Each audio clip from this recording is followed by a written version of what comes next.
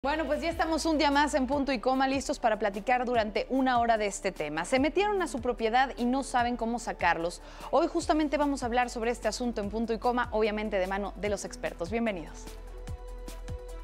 La ocupación ilegal de una propiedad supone una actividad que atenta contra el derecho de propiedad sobre un inmueble. En caso de iniciar una reclamación judicial sobre una situación de este carácter, es necesario tener en consideración los siguientes puntos. Que las personas que se encuentren en el inmueble no tengan ningún tipo de derecho a estar allí y que tampoco hayan sido autorizadas por el propietario en ningún momento y que no cuenten con algún documento que avale su permanencia en el lugar. Además, es necesario que el propietario manifieste y comunique su voluntad de que desalojen el inmueble. De acuerdo con leyes mexicanas, para que exista delito de usurpación, la entrada tuvo que hacerse en contra de voluntad de la persona propietaria. De comprobarse, este delito podría ser castigado con penas que van desde una multa hasta la prisión. Si hay una resolución judicial favorable a la persona dueña del inmueble, se realizará un desalojo forzoso, solo en caso de que los ocupantes rechacen dejar la propiedad de manera voluntaria.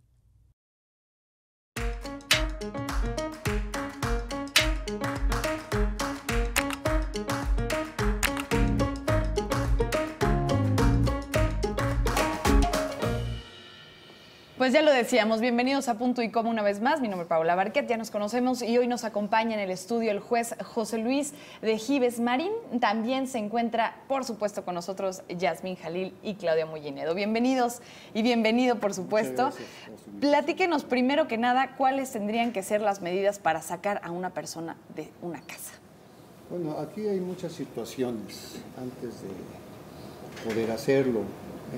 A fin de cuentas, para poder lanzar a una persona, esta persona se le tiene que oír vencedor. Sí, vamos a hacer ahí una pequeña pausa porque justamente para explicar a la gente lo que está sucediendo al respecto, es decir, cuántas veces podrían meterse a la casa de cualquiera de nosotros y tener ese miedo de por lo menos legalmente no tener las herramientas o económicamente en muchas ocasiones no saber qué hacer. Yo no tengo dinero, no tengo un abogado que conozca, no soy el más poderoso de México, ¿cómo se puede hacer? Y además, ¿no? cuando sacas también hay un riesgo, que a ti te digan que estás incurriendo en el despojo, ¿no?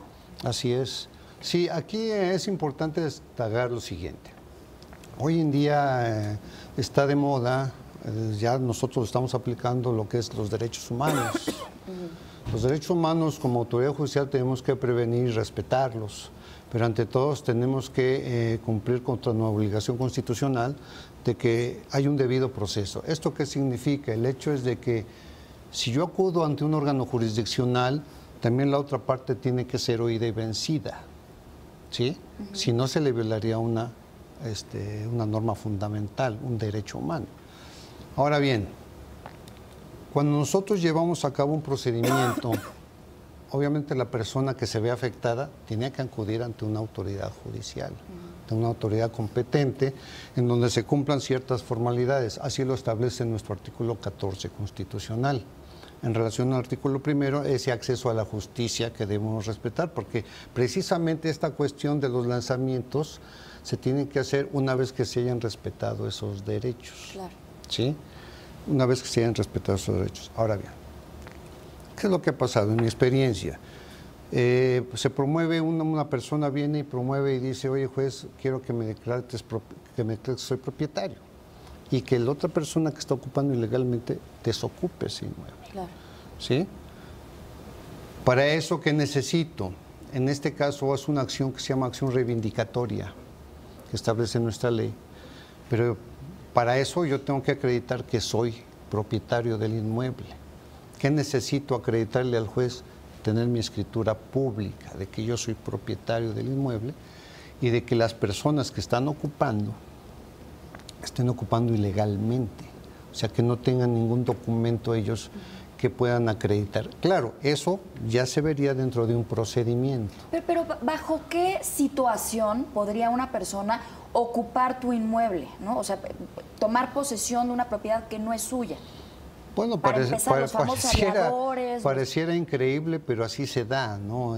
Hay por ejemplo, inmuebles que están abandonados, que no sabemos quién es el propietario y se les ocurre meterse. ¿Y es verdad que después de 5 años ya se los pueden adjudicar? Ah, no es así. No es tan No, así. los 5 años se refiere a la famosa prescripción positiva, pero ellos tienen que acreditar por qué están ahí adentro. Oye, estoy porque me lo vendió, porque me lo donó, porque... Es que sí, uno pero escucha no es tan historias fácil, increíbles, no es tan fácil. señor juez? O sea, tengo pero una casa. esta persona que se mete sin derecho alguno, si no tiene documentación que acredite por qué se metió, no puede prescribir. No puede prescribir. La ley es muy clara en ese sentido. Ahora, por ejemplo, ¿qué pasaría si fuera un familiar que comparten cierta propiedad, pero esa propiedad está a mi nombre y este familiar, mi madre, Tu puede esposo. ser mi esposo, mi primo, quien fuera, que vivía conmigo en esa propiedad, pero está a mi nombre y de pronto yo, bueno, por X circunstancias decido salirme, vivir en otro lugar o nos peleamos o lo que sea y esa persona se queda viviendo ahí, pero es mi propiedad? Ahí, ¿qué Sí, puede aquí suceder? la cuestión- ¿Ellos cómo se pueden defender, pues? O sea, aquí la cuestión es de que de entrada es tu propiedad, ¿sí? Y tú puedes hacer con tu propiedad lo que tú quieras, ¿sí? Si yo decido irme a viajar o decido irme a otro lado, eso es lo de menos. Sí. Lo importante es que tú eres la propietaria de ese bien inmueble y puedes hacer lo que quieras con él. Si en un momento dado en esa propiedad vivió contigo otra persona o en un momento dado, pues no sé, la dejaste ahí, bueno, pues, sabes que yo me voy a vivir al extranjero, te dejo que te quedes ahí, pues eso ya sería una figura de préstamo del inmueble.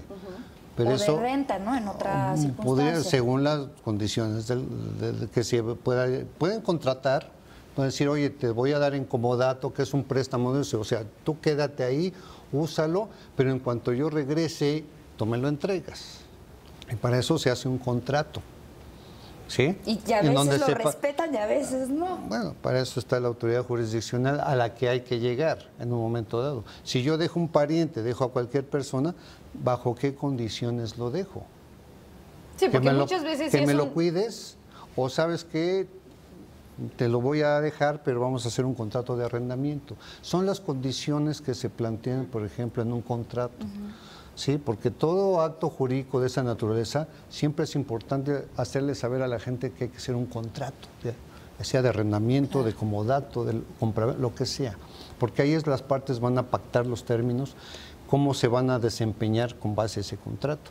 Por ejemplo, tú dices, soy propietario, me voy a otro lado. Sí, no voy a hacer un contrato para dejárselo a mi primo, ¿no? Por ejemplo. Pero mejor sí, como dice el señor Pero juez. si no lo hiciste, sí, y está ya mi estás nombre... en problemas mayores.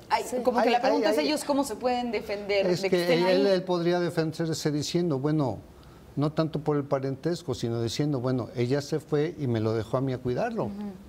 O me lo regaló. Y eso legalmente... o me eso lo dejó a legalmente cuidarlo, o es me lo válido. regaló. O yo se lo compré, pero no hubo un papel. Lo que pasa es que aquí hay que ver lo que él va a decir en el contrato. Claro. O lo que va a juicio. decir en el juicio, Sí. ¿no? Porque lo que pasa es que muchas veces en los juicios los abogados son muy... Mañosos. Pues déjate los mañosos, ¿no? Son muy inteligentes Claro. y son muy imaginativos y cuando demandas una Por cosa... no decir mentirosos, mañosos. imaginativos. Hace ratito fuera te estaba diciendo, son un poquito mentirosos y lo que hacen es transgiversar el fondo del asunto, ¿no? No le son Tú tan fieles a la verdad, señor juez. Por ejemplo, que se quede ahí en el inmueble, tú te vas a vivir a otro lado y después de 6, 7 años decides regresar porque es tu inmueble. Pero ¿qué pasa si el primo de repente cambia la chapa? Claro. Y de repente llegas, caray, no O abre mi chapa, ¿y reconstruye. qué pasó? O hace otras cosas que él no tenía por qué hacerlas, ¿no?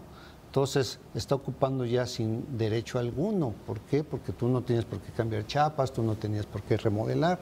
Nunca me hablaste, me dijiste, oye, pasa esta situación, ¿no? Él podrá... Pero aquí lo importante es que lo que él diga lo tiene que demostrar. Una cosa muy importante dentro del procedimiento es que la controversia, cuando se da, se tiene que demostrar lo que tú estás diciendo.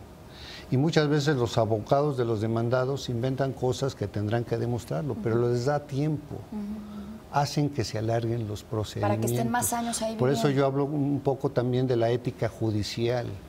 Como abogados que somos, como licenciados en Derecho y cuando nos titulamos, protestamos, ¿no? Guardar la Constitución, hacerla respetar, etcétera. Muchas veces los abogados por estrategia y por cuestión de honorarios modifican esa situación y dicen, no, por ejemplo, tú dices, bueno, esta persona está sin derecho alguno ahí en mi propiedad. Él va a contestar y puede decir, no, no es cierto, él me lo vendió antes de irse, antes de ir a otro lado. No, a ver, ¿cómo que te lo vendió? Sí, pero fue una venta verbal. Sí. Y hay testigos y llevan a los amigos, exactamente, ¿no? Y celebramos un contrato de compraventa verbal en tal día, estaban presentes fulano, sultano y perengano a tal hora, o sea, modifican, cambian la realidad de la situación y ahí viene todo ese procedimiento de desahogar pruebas, saber qué pruebas me vas a ofrecer, pero de entrada tú tienes ese papel de esa escritura que dice yo soy propietario. Bien. El otro tendrá que demostrar que efectivamente me lo prestaste, me lo rentaste, ellos tendrán que acreditarlo. Vamos a hacer aquí un punto y coma rápidamente. Estamos con el juez José Luis de Gives Marín y volvemos, pero por supuesto le pedimos su opinión en Twitter. Como siempre, como todos los días, le tenemos una pregunta y obviamente con el pretexto para también conocer cuál es su opinión, si puede, en un tuit extra. ¿Sabes cómo actuar en caso de que sea invadida tu propiedad? Solamente el 14% dice que sí y el 86% dice que no. ¿Ya vio por qué tenemos este programa? Un corte, volvemos.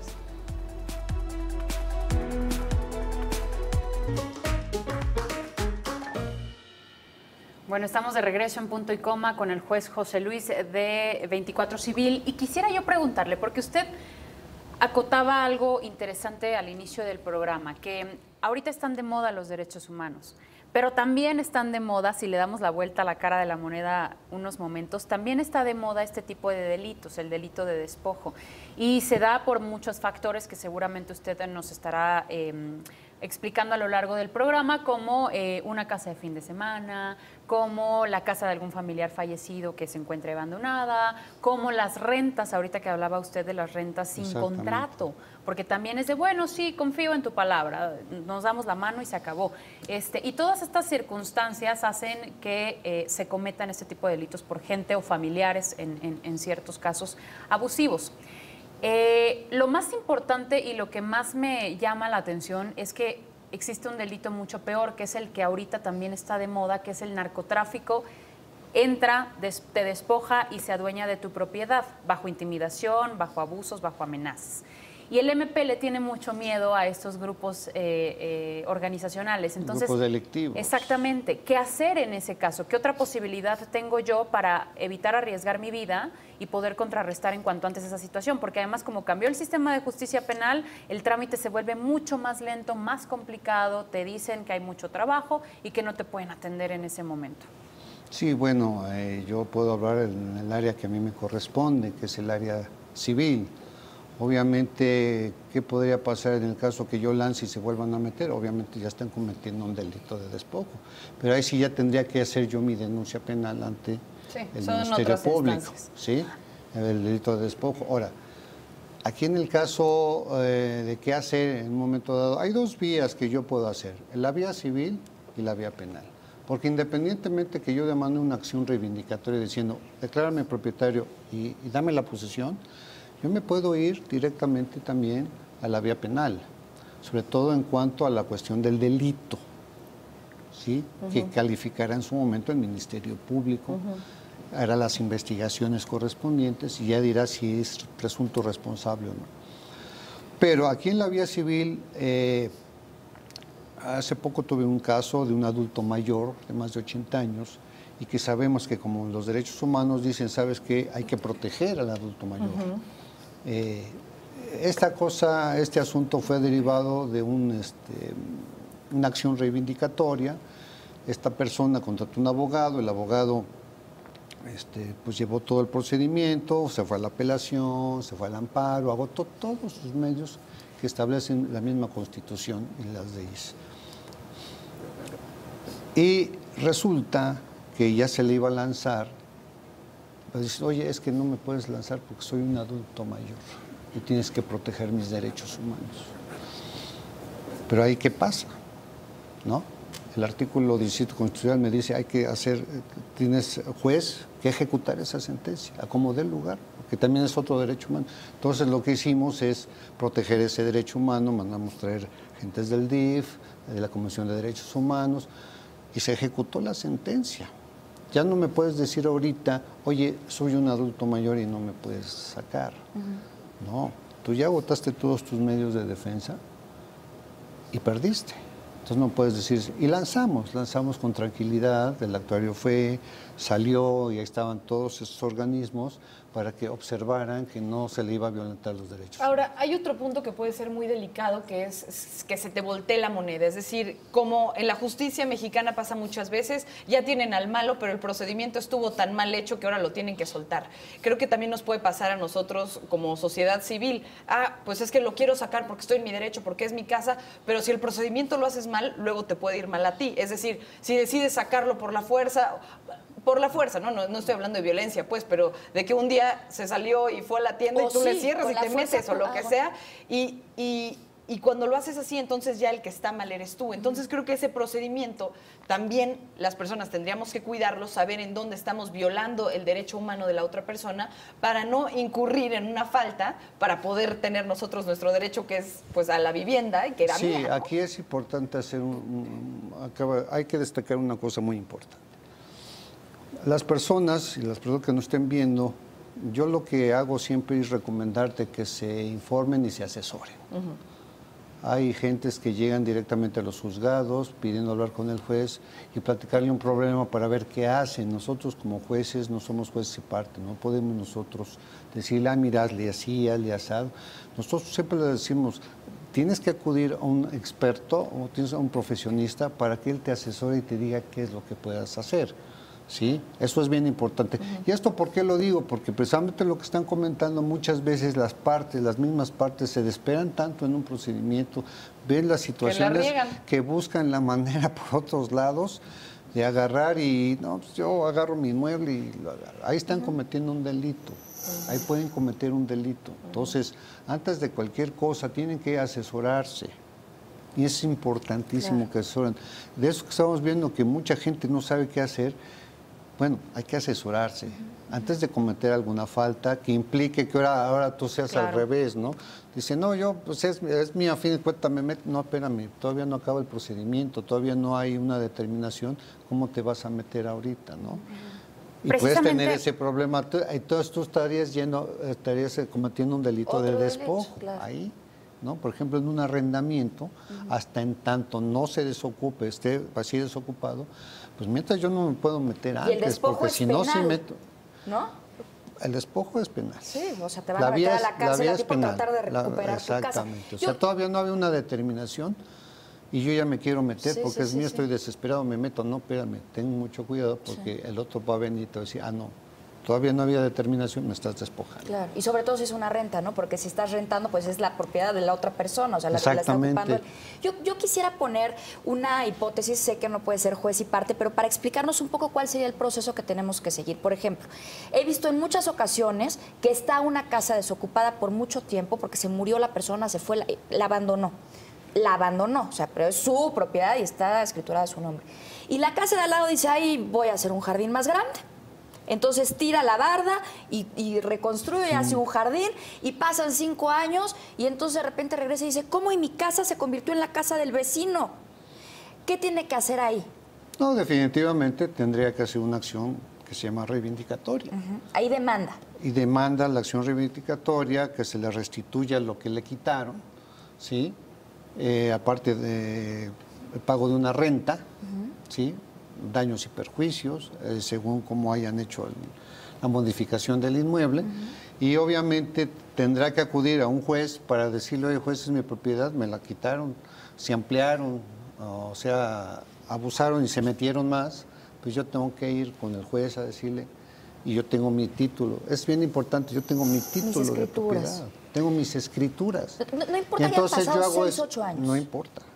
No importa es un mito eso que dicen, si ha pasado 5 años, en este caso gorro, no prescribe, no prescribe la acción, porque yo me fui, salí, regreso, 5 o 6 años, y voy regresando, me estoy dando cuenta. No puede el otro decir, oye, no, ya pasó tanto año, no, ya prescribió tu derecho. No, mentira, eso no es cierto. Y si como en el caso que yo ponía al inicio del programa, si falleció mi familiar y la casa está abandonada, ¿ahí qué se hace? Bueno, aquí ya podemos nosotros entrar en el ámbito familiar, materia familiar, ¿no?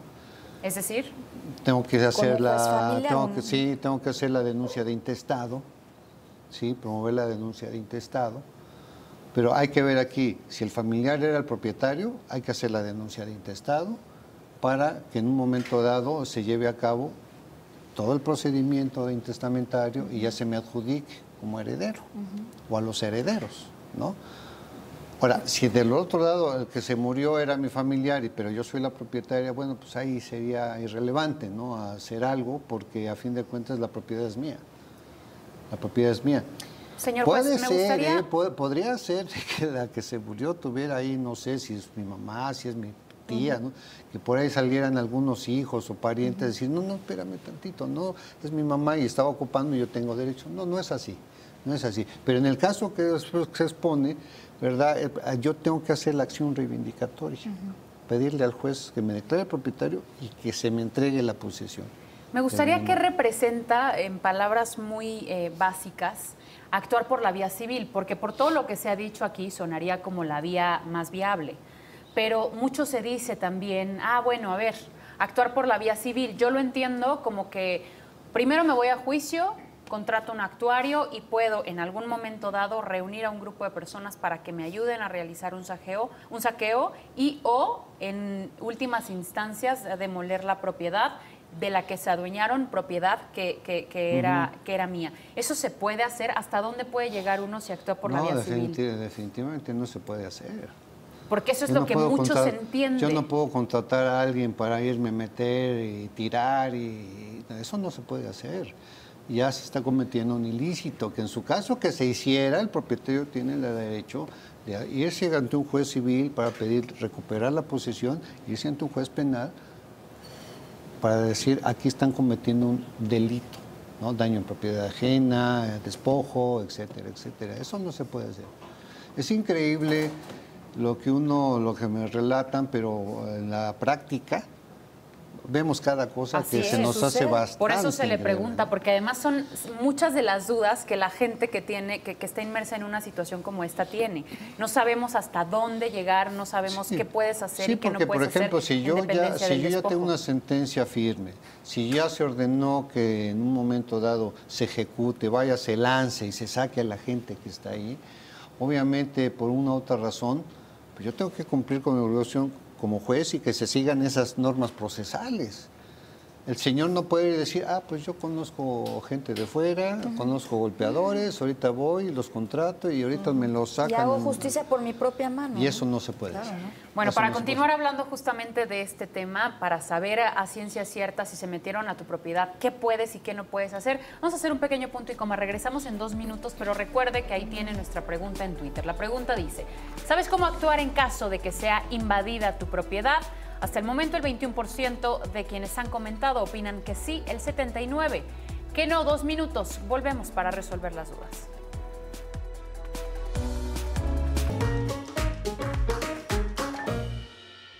Estamos platicando aquí con el señor juez 24 civil, José Luis de Gives, sobre qué pasa si alguien ocupa una propiedad que es tuya. También hemos visto terrenos enormes que están más o menos abandonados, en donde llega una cantidad de personas que tienen bajos recursos, se adueñan, empiezan a construir pequeñas viviendas para vivir, pasan y pasan y pasan los años, y cuando quieren ya los propietarios construir un edificio o lo que sea, no lo pueden hacer, se tardan muchísimo en lograr sacarlo, porque ellos argumentan que es su casa y que llevan años viviendo. Sí, definitivamente sí. Hoy en día, por eso el tema de los juicios orales, para darle más celeridad a los juicios, pero como yo te explicaba, no es tanto el procedimiento. Un procedimiento puede durar mucho, 1 año. Un juicio de esta naturaleza, año, año y medio, por la apelación y el amparo. Aquí el problema es el sacarlos. El problema es que primero te doy un término voluntario para que tú voluntariamente te vayas. Y ahí entendería yo la ética judicial del abogado, decirle, ¿sabes qué? Ya perdiste, ya no hay más que hacer, pues vete saliendo, claro. ¿no? ve buscando dónde. Pero hay abogados que no lo hacen, buscan la manera de dar más tiempo al cliente, ¿no? Entonces, en ese caso, el problema es la ejecución de la sentencia, el problema es sacarlos, porque una vez que no lo hiciste voluntariamente, pues ni modo, vamos a tener que ir con el actuario, romper cerraduras y sacar cosas. O sea, al contrario de lo que decía Clau, el juicio oral lo que hace es acelerar la sentencia. Sí, acelera el procedimiento. Pero no que se salga. Pero no resuelve la ejecución. Okay. Ese es el problema. Ya. El problema no es el procedimiento que se lleve en un tribunal, con apelaciones, con amparos. Ese no es el problema. El problema es, uno, que realmente haya una cierta ética judicial del abogado y que dijera, ¿sabes qué? Ya perdimos, búscale y salte, ¿no? Y aquí está, te entrego. No, lo que hacen es ganar tiempo. ¿Sí? Ahora, Y la otra, bueno, pues si no te vas voluntariamente, pues a ver, vámonos con la fuerza pública. pública y rompimiento de cerraduras. Vas para Que afuera. lo hemos visto, ¿no? Muchas veces en las noticias, que ha pasado llegan a veces a también, pelearse, que a el juez enfrentarse. ya cumple con eso, va, rompió cerraduras, cambian chapa y todo, y por ahí esas mismas gentes se vuelven otra vez a meter. Ya están cometiendo un delito, ¿no? Pero se vuelven a meter. Ahora, ¿qué pasa si jugamos del abogado del diablo? Es decir, una persona que no puso en el contrato, muchas veces creo que las mujeres es a las que les toca esa parte, ¿no? Que quizás, no sé si el esposo, el papá, compró la propiedad, ella vivió ahí, trabajó la casa o incluso puso dinero para hacer diferentes cosas, remodelaciones, etcétera, pero la casa está a nombre del esposo o a nombre del papá o a nombre de... ¿Qué hace la mujer en ese caso para que también después de ciertos años no sea un rollo de, pues nos divorciamos, nos separamos y tú te quedas sin nada y a la calle? Porque en realidad el tiempo y el trabajo que pusiste fue en el hogar. Creo que también debe de haber algo ahí que respalde, ¿no? Sí, lo que pasa es que ahí hay una situación. Sí entiendo lo que tú me estás diciendo, ¿no? Por ejemplo, hemos tenido casos en donde X persona llega al inmueble, ya sea por renta, ya sea por que te lo preste. Ocurre muy seguido con los hijos, que le dicen, papá, oye, papá, necesito que me dejes un rato en lo que consigo empleo, etcétera, etcétera, y te prometo salirme en cuanto yo ya pueda. Y el papá, de buena gente, dice, bueno, hijo, está bien, quédate el tiempo necesario y ya cuando tú en un momento dado trabajes, entonces me devuelves. Nos ha pasado, hemos visto que no sucede así. De repente llega el hijo, sigue ahí viviendo, no se sale y de repente se casa, llega ahí con la mujer, ahí nacen los hijos. Yo creo que eso es a lo que te refieres y de repente entonces dices, ¿sabes qué? Y el muchacho se va, la abandona. No sé si eso creo que te refieres. Deja el muchacho, se va, se divorcia o la abandona. Y ahí sí es un poco triste porque la dejan en estado de indefensión. Porque no es su casa. Porque no es su casa. Tú llegaste con él, pero él no es propietario. No, pero si él fuera propietario, por ejemplo, y de todas formas se separan y tú te quedas sin nada, o sea, al ser la esposa, si está a nombre de él... Bueno, aquí hay otro tema muy importante que como mujeres deben tomar mucho en cuenta.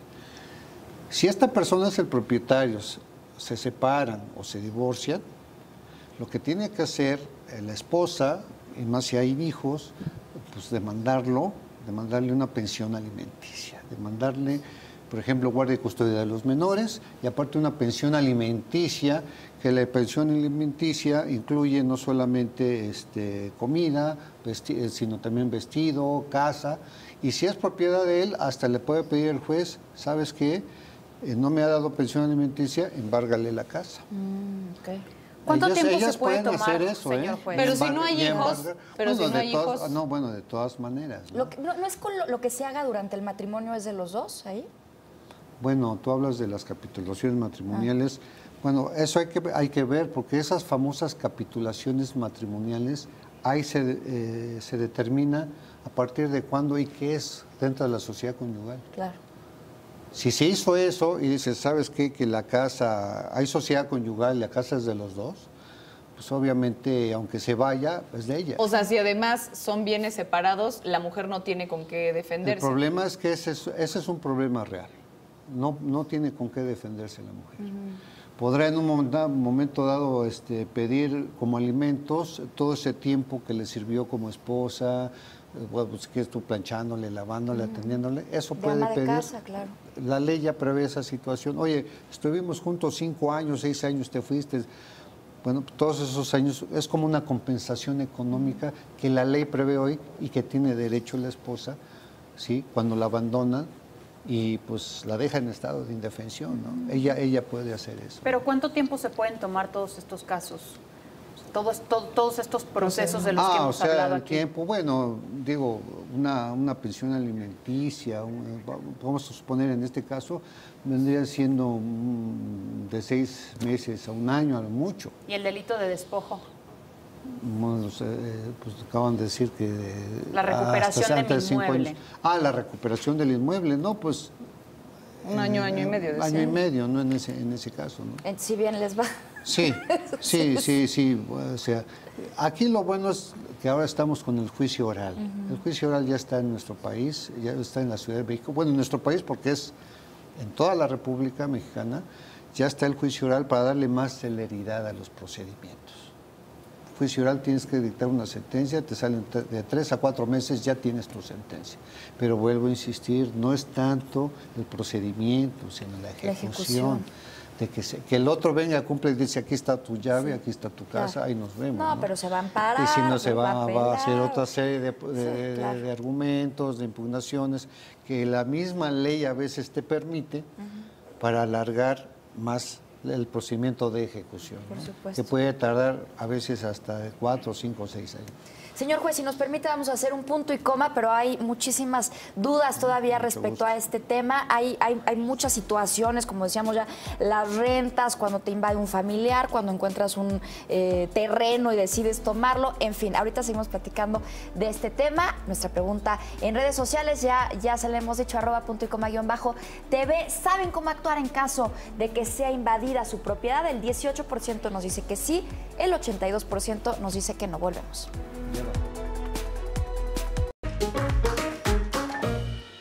Estamos de regreso en Punto y Coma y bueno, seguimos con este tema también en el corte y nos estaba platicando el juez que también cuando uno no se quiere meter a todo este rollo de abogados y demandas, etcétera, hay una forma de arreglarlo previa, si así lo podemos decir, que se llaman estos centros de mediación para entenderlo con peras y manzanas. ¿Cómo va la cosa? Sí, la ley nos establece medios alternativos de solución de conflictos, como puede ser la transacción y como puede ser la mediación. La mediación es una forma alternativa en donde, a través de un mediador certificado, las partes solucionan su conflicto. Aquí hay que tomar en cuenta que el Tribunal Superior de Justicia tiene un centro de mediación en Avenida Niños 133, en la Doctores. Ahí la persona que tiene ese conflicto va al centro de mediación, explica la situación y desea solucionar el conflicto sin necesidad de abogados, porque esa es una de las características de esta mediación, que aquí los abogados no meten las manos, ¿sí? Son las mismas partes las que quieren solucionar su conflicto. Entonces, van al centro de mediación, explican la situación, desea solucionar el conflicto y notifican a la otra persona para que vaya al centro de mediación a mediar y decir, bueno, sin abogados vamos a resolver nuestro problema. Y sin golpes. Sin trancazos, sin golpes, Ay, para resolver los conflictos. Entonces, ahí el mediador escucha a las dos partes, les pone atención a las dos y da la solución al conflicto, diciendo, bueno, aquí la solución es esta. Si las partes están de acuerdo, se dicta una resolución, que hoy en día es una resolución que debe ser acatada, si no va a tener que llegar con el juez para que se cumpla, ¿sí? Y en eso se basa la mediación. Ahí lo bueno...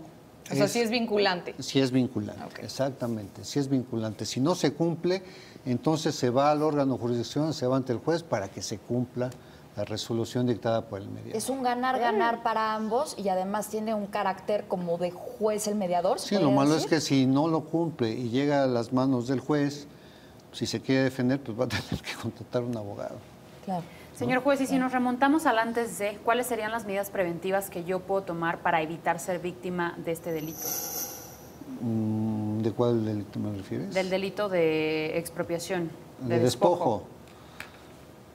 Bueno, aquí la cuestión es siempre tener, si yo soy propietario, debo tener mi documento, Eso es importante. Si yo soy propietario, aquí está mi escritura. Ya sea que yo meta una demanda civil, ya sea que yo meta un despojo, un delito penal, es decir, aquí está yo soy propietario. Okay. Porque imagínense qué pasaría si yo no tengo mi documento como propietario, pues no me van a hacer caso. O nada más tengo un simple contrato de compraventa. Aquí yo sí quiero recalcar este punto. ¿Qué pasaría si en un momento dado nada más tengo mi contrato de compraventa? Sucede en la práctica. Yo fulano de tal, o bueno, yo José Luis de Gives, te vendo a ti, hacemos un contrato de compraventa, pero nunca escrituras. Nunca lo inscribes en el registro, no vas al notario, o sea, no lo escrituras.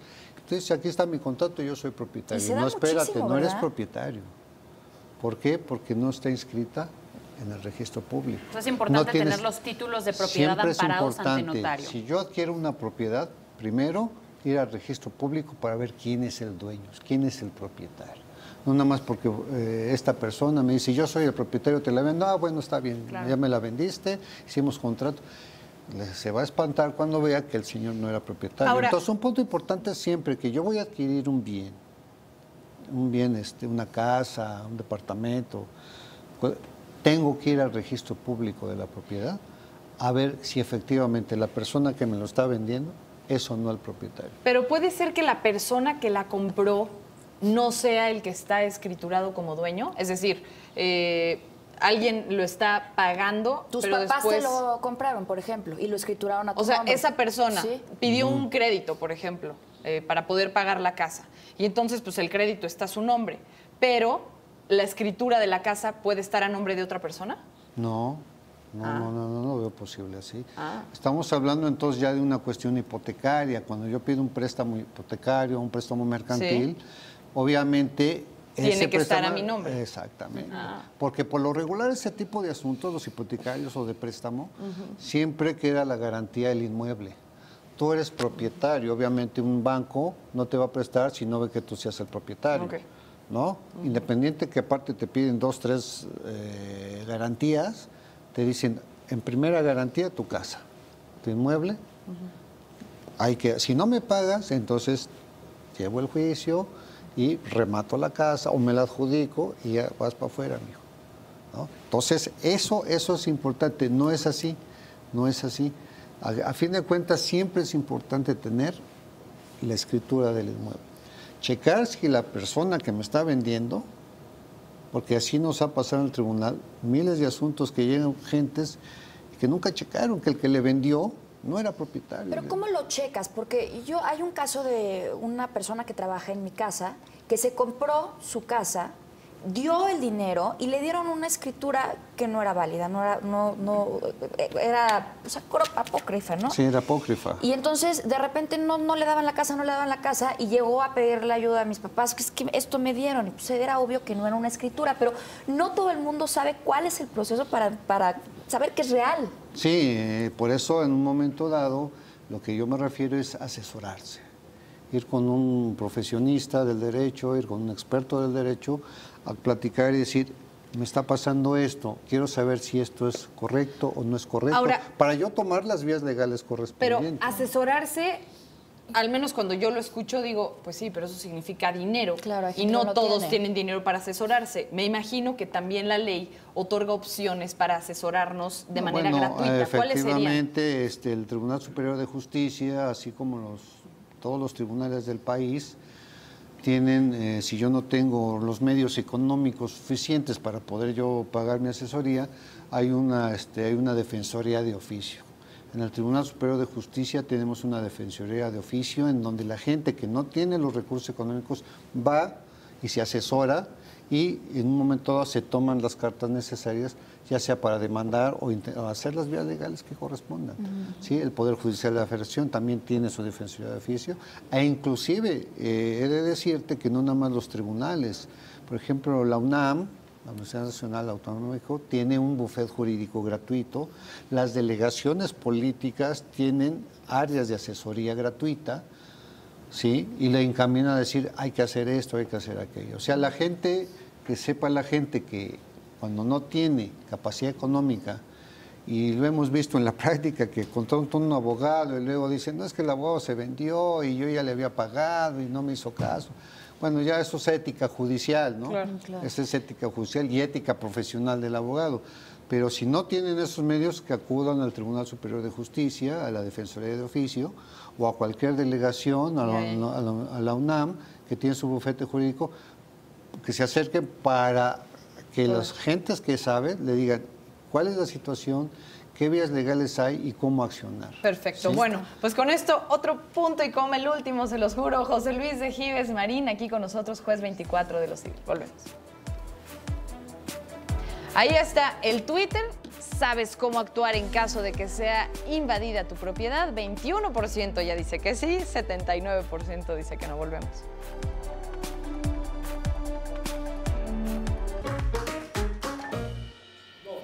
Bueno, estamos de regreso con José Luis de Gives Marín, juez 24 civil, y me gustaría que siguiéramos acotando las medidas preventivas que podemos tomar para evitar el famoso paracaidismo.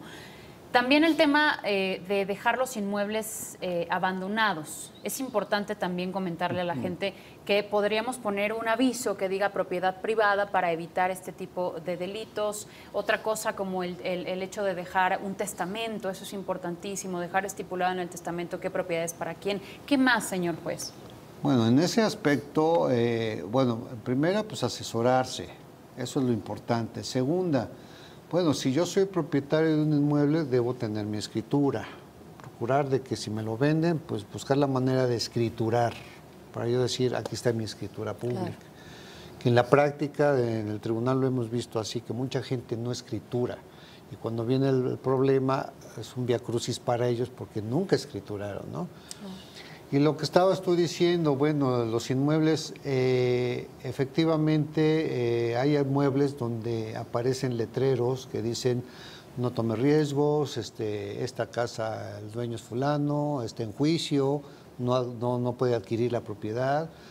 Digo, a fin de cuentas es el propietario el que debe procurar de tomar las medidas necesarias. Esto es un paliativo, le decimos, si yo voy a salir de viaje, no sé cuánto voy a salir, buscar la manera de, no sé, dejárselo a una persona encargada. A los vecinos. A los vecinos, mantenerse en comunicación con los vecinos. Decirle, pues voy a salir, pues hay que echarle un ojito, porque a veces es muy difícil, ¿no? Yo salgo de viaje o voy a salir un tiempo fuera, y cómo hacer para que no vaya al rato a regresar y ya se hayan metido a mi propiedad, ¿no? Entonces, hay muchas formas, ¿no?, de hacerlo. Pero más bien, sí es bueno, yo siempre he dicho que deben asesorarse antes de hacer cualquier vía legal, asesorarse, ¿no? Y si soy propietario, pues tener mis escrituras. ¿Podemos acudir al registro público de la propiedad o de alguna manera nosotros solos, sin necesidad de un abogado, checar que esa propiedad que estamos comprando efectivamente ante el registro es de alguien? público de propiedad, ahí se hace un trámite, se hace un pago por ver un certificado de gravámenes para saber quién es el propietario. Va uno ahí, quiere un certificado de gravámenes, se hace un pago por el trámite y se lo dan inmediatamente. ¿Y se puede revisar de cualquier propiedad o solamente sobre la mía o tengo que comprobar algo? Acordemos que es el registro público de la propiedad.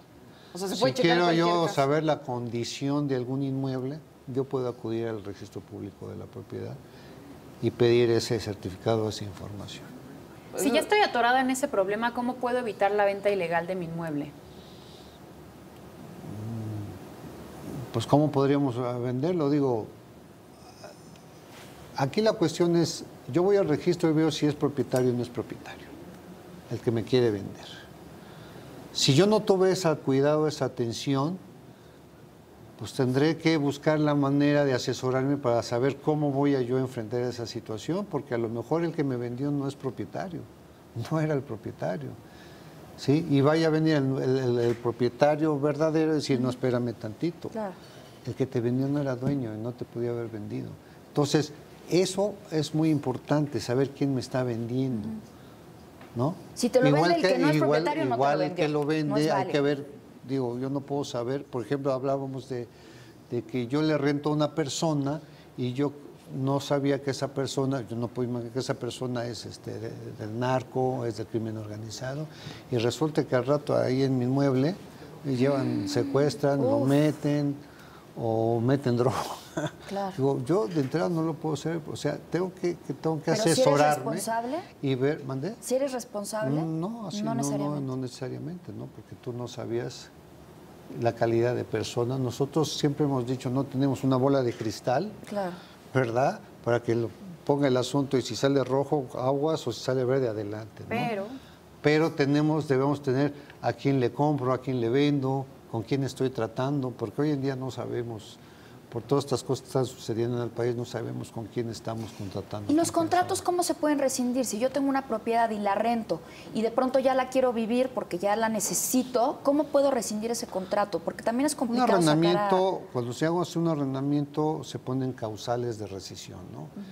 Que uses el inmueble por otra cosa que ni siquiera contratamos. O sea, yo te lo di para casa habitación y me dices que es una casa de citas, o en un momento dado lo haces local comercial, ¿no? O no me pagas la renta, ¿no? Pero ¿y si sí se paga la renta y si sí se sigue el contrato, pero yo ya no quiero, bueno, más bien contrato, yo ya no quiero rentar? Aquí acordémonos de que hay un término de vigencia de un contrato. Por lo regular es un año. Se pacta un año de vigencia de ambas partes. Si yo no quiero seguirte rentando, yo tengo que avisarte con 30 días de anticipación de que es mi deseo de ya no rentarte más. Bien. Claro. Pues le agradecemos muchísimo, señor juez. Órdenes. Ahora sí que tuvimos una hora y todavía nos faltaron muchas preguntas. No, espero estos temas son muy amplios, sí, son muy amplios igual que y todos con los mucho temas gusto, legales. pues algún día me invitan. Claro, es su casa. Es su casa. Le agradecemos muchísimo, de verdad, José Luis. Muchas gracias y para mí ha sido un honor y un gusto. Igualmente, el honor es nuestro, juez 24 Civil. Muchísimas gracias, chicas, y gracias también a ustedes por habernos acompañado en este espacio de Punto y Coma. Ya lo sabe, todos los días mañana nos vemos nuevamente a la 1 en este mismo canal. Los dejamos en Titulares de la Tarde con Gaby Clásica. Gracias.